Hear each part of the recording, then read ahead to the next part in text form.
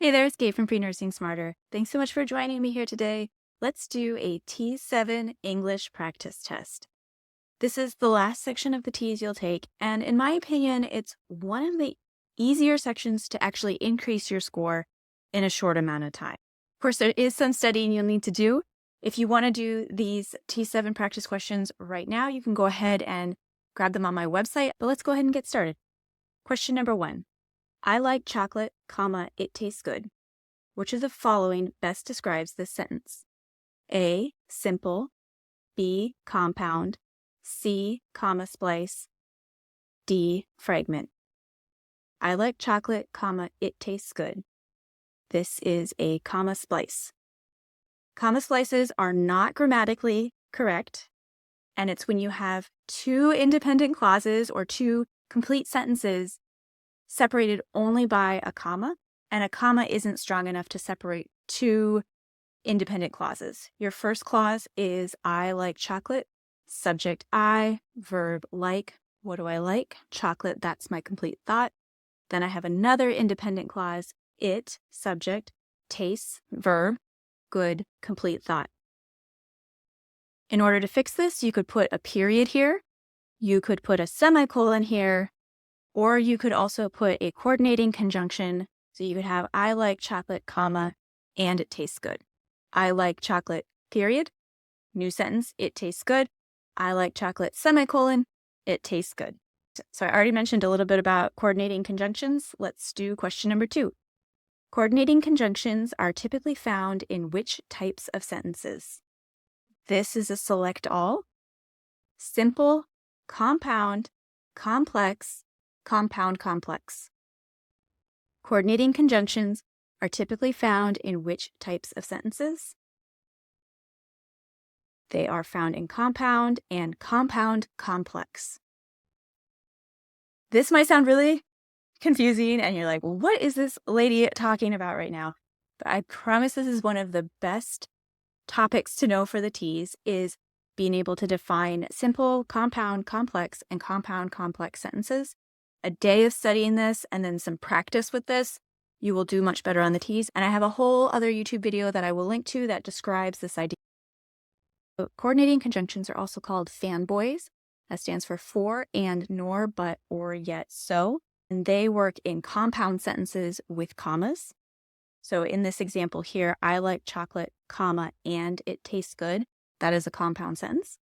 And then a compound sentence with a complex sentence, or compound complex, that would also have a coordinating conjunction with a comma to separate two clauses.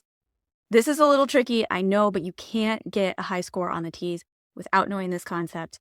I'll link to some resources to help you understand this better. But let's keep going and practice. Question number 3. Which of the following sentences is correctly punctuated? This is a one-answer question.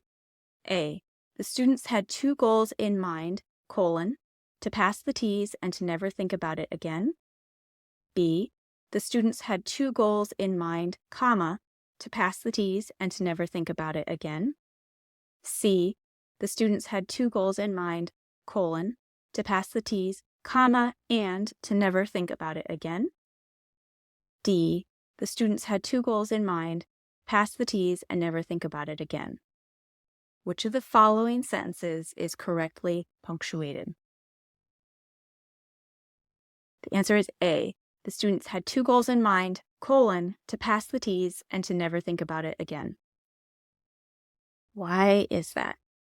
When you have a colons often announce something that comes after it. So this is announcing their goals to pass the T's and to never think about it again. And a complete sentence or independent clause must be before the colon. We do have a complete sentence before the students, subject. They had, that's the verb. And what did they have? 2 goals in mind. So that is a complete sentence there. This colon is announcing what those 2 goals are, to pass the T's and to never think about it again. Why isn't there a comma before this and? It's because the 2 phrases here, to pass the T's and to never think about it again, neither of those are complete independent clauses. To pass the T's has no subject. Who's passing the T's? I hope you are, but it's not clear who the person is. I hope it's you. I hope it's everybody.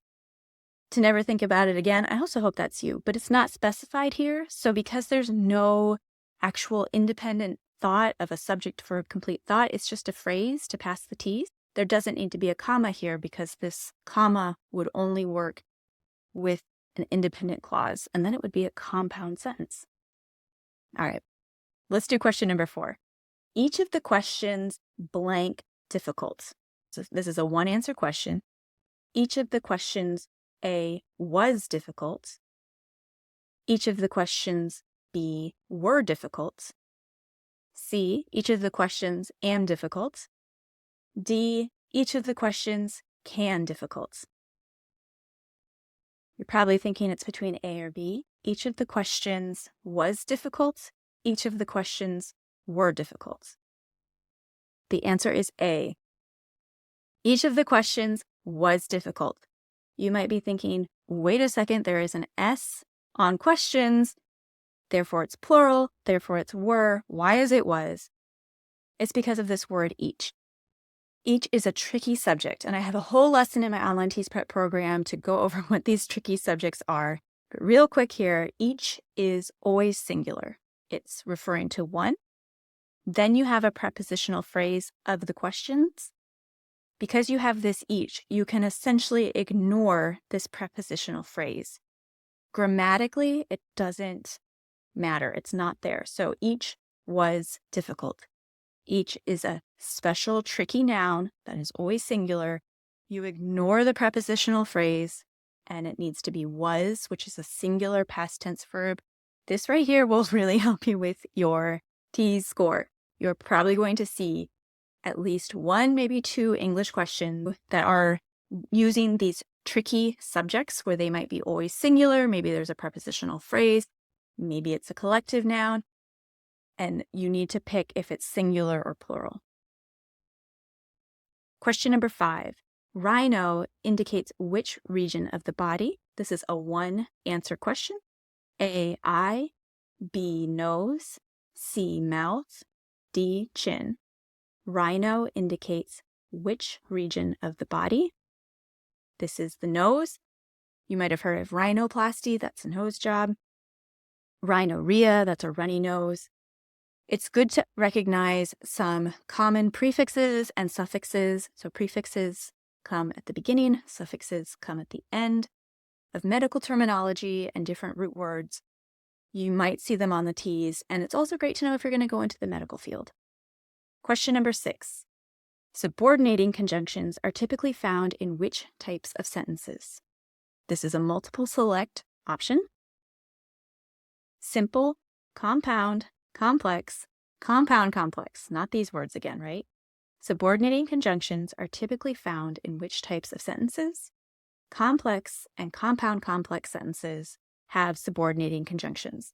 There are 2 types of conjunctions you'll need to know for the TEAS English section. Coordinating, those fanboys, for and, nor, but, or, yet, so.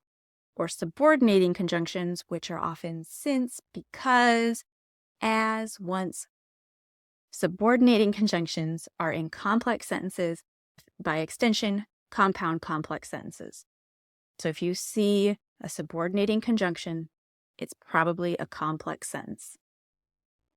Question 7. Which of the following sentences are punctuated correctly? This is a multi-select answer option.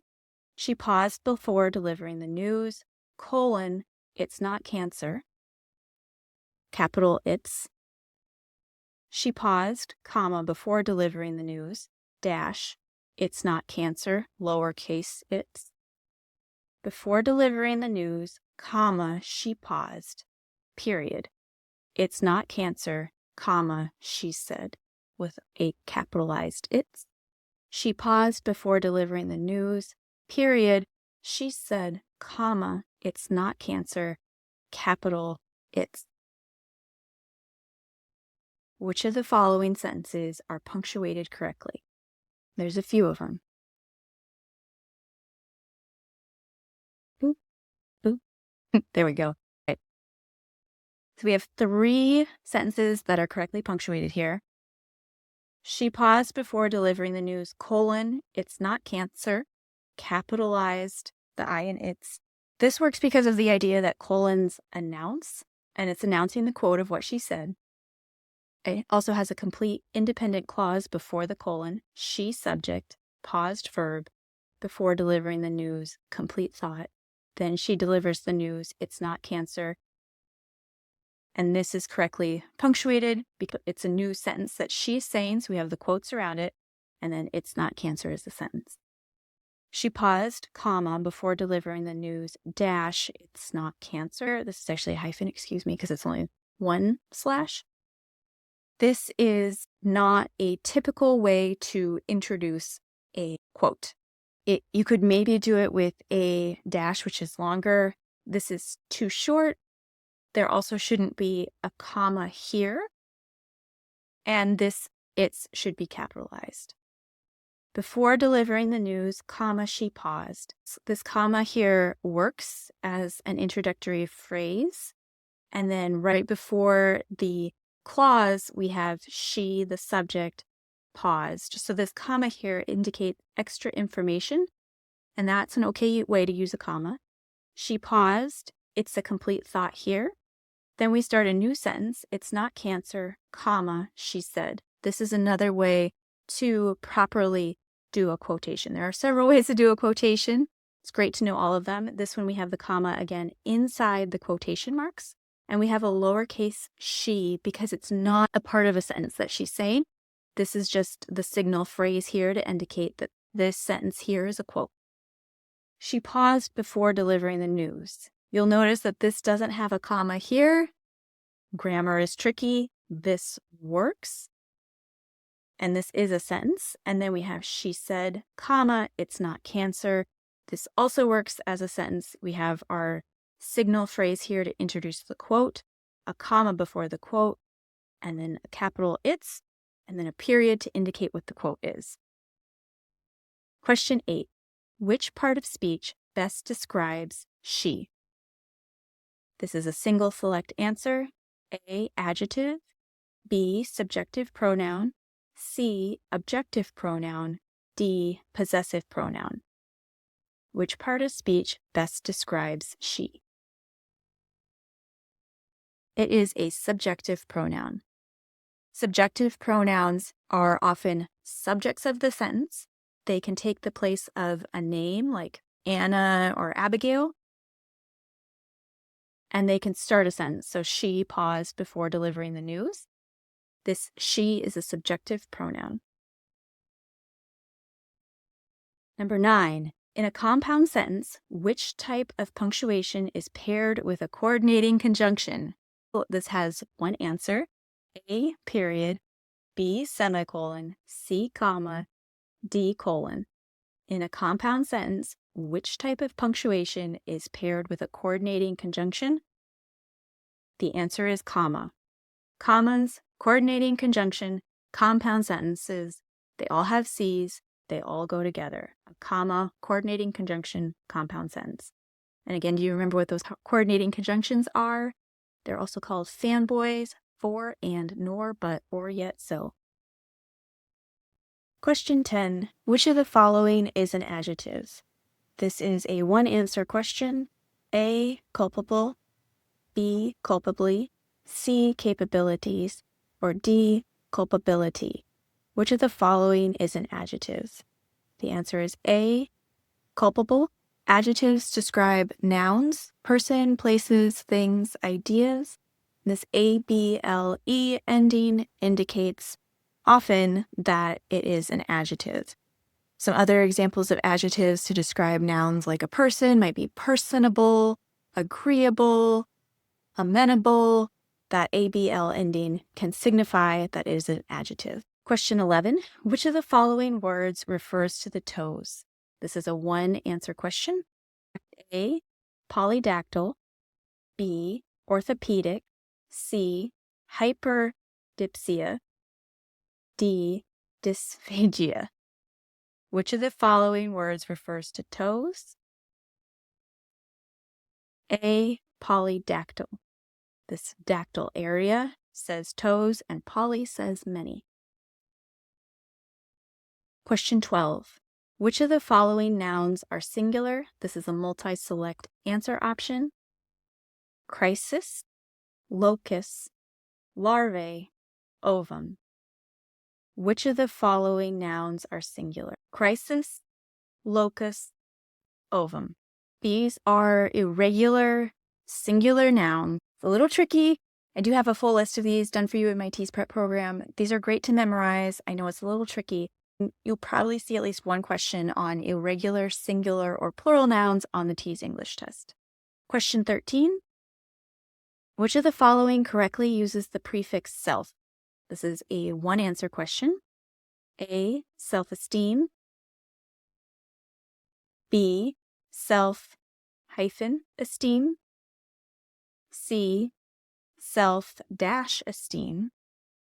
D, self-esteem altogether. Which of the following correctly uses the prefix self? This is B, self-esteem with a hyphenated word. Knowing some of these rules for prefixes and suffixes is a little time consuming, but again, it's great to know for the TEAS. Self is a popular one, how self can show up as a prefix. Not every prefix is hyphenated. Question 14, what does stomato refer to? This is a one-answer question. A, stomach. B, mouth. C, throat. D, fruit. What does stomato refer to? The answer is B, mouth. And this is that medical terminology, but it's great for memorization. Just repeat a little bit every day. If you're looking to start studying for the TEAS and you need a passing score, I definitely recommend starting with those comma rules, independent clauses, simple, compound, complex sentences, and really understanding that. If you need a score that's above an 80 or a 90 and you're really looking for a very competitive TEAS score, really starting to study this medical terminology, prefixes and suffixes, it's a little more time consuming, but it will help you boost that score up into that really competitive range. Question 15. Being a part of this ecosystem is so fulfilling. I love the synergy among departments as we push toward our revenue projections. End quote. Which of the following best describes the word choice in this sentence? This question has one answer. A, formal. B, academic jargon. C, business jargon. D, slang. Which of the following best describes the word choice for this sentence? This is business jargon. For the TEAS test, it's great to know formal and informal language, jargon and slang, and being able to recognize them. I hope this TEAS practice test helps you. Again, if you need more help with the TEAS English section, I'll link to this quiz on my website, and I also have a whole bunch of other TEAS practice questions for math, science, English, reading, all the sections of the TEAS. If you enjoyed this video and like my teaching style, please be sure to check out my comprehensive TEAS prep program. I have everything you need to succeed on the TEAS.